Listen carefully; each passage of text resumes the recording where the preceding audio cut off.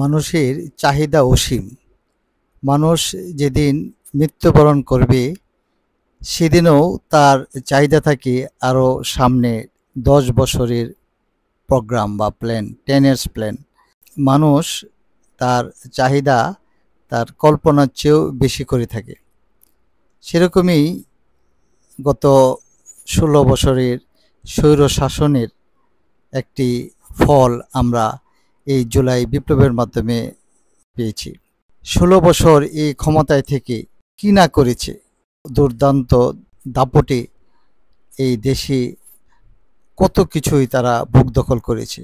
এরকমই একটি এই বাংলো বাড়ি আপনারা দেখছেন, এটা তারা বুক দখল করে অবৈধভাবে বড় বাউন্ডারি দিয়ে বিশাল এলাকা পুকুর সহ তারা এখানে আমোদ প্রমোদের জায়গা বানিয়েছিল।